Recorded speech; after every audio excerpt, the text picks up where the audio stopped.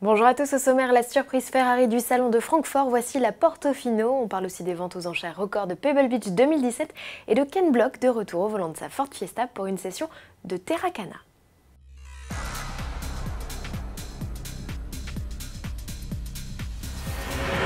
J-20 avant l'ouverture des portes du salon de Francfort 2017, événement où de nombreux constructeurs brilleront par leur absence, c'est le cas d'Alfa Romeo, Fiat ou encore Jeep, seule représentante du groupe FCA Ferrari qui pour l'occasion présente même un nouveau modèle, la Portofino. Référence à l'une des plus belles villes italiennes, la marina très prisée, ce coupé cabriolet remplace la California T. Sous le capot trône toujours un V8 3,9 litres biturbo, en revanche sa puissance passe de 560 à 600 chevaux.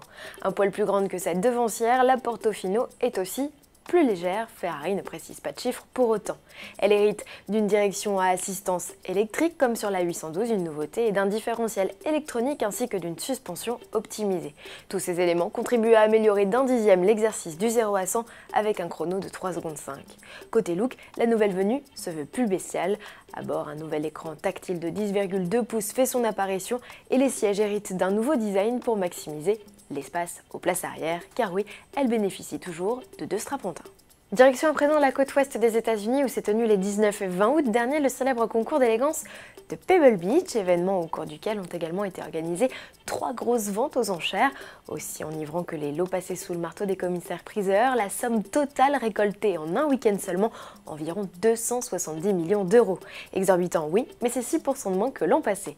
La palme revient à une Aston Martin DBR1 de 1956, adjugée 22,55 millions de dollars, un peu plus de 19 millions d'euros, par la maison RM Sotheby's. Ce châssis numéro 1 qui a participé et remporté de nombreuses compétitions automobiles devient tout simplement le modèle britannique le plus cher jamais vendu aux enchères.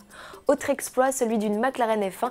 Cet exemplaire, le premier à avoir posé ses roues sur le sol américain, a été vendu par la maison Bonhams un peu plus de 13 millions d'euros. C'est un nouveau record mondial pour ce modèle. Du côté de la maison Gooding & Company, une Porsche 917K Gulf de 1970, notamment utilisée pour le tournage du film Le Mans, est passée sous le marteau à 11,9 millions d'euros, tandis qu'une Ferrari 275 GTBC de 1966 a trouvé preneur contre 12,3 millions d'euros. De nombreux autres modèles estampillés du cheval cabré ont été cédés pour des montants souvent à 7 chiffres, clin d'œil au 70e anniversaire. Peut-être, citons notamment une 250 GT SWB de 1961 vendue 7 millions d'euros, une 120 LM Spider adjugée 4,9 millions d'euros ou encore une 410 Super America de 1959 partie contre 4,5 millions d'euros. Retrouvez tous les résultats aux Zenrest ci-dessous. Ken Block is back, l'homme aux plus de 200 millions de vues sur YouTube a publié une nouvelle vidéo de Gymkhana, ou plutôt de Terracana. La recette est toujours la même, seul le décor change. Bienvenue à Swingharm City dans l'Utah, dans ce parc situé à 1300 mètres d'altitude. La température flirte avec les 40 degrés et la poussière est souvent votre meilleur ennemi. Aucune contre-indication à la pratique du drift, même vertical. Voici le maestro dans ses œuvres au volant de sa Ford Fiesta de 600 chevaux. À demain.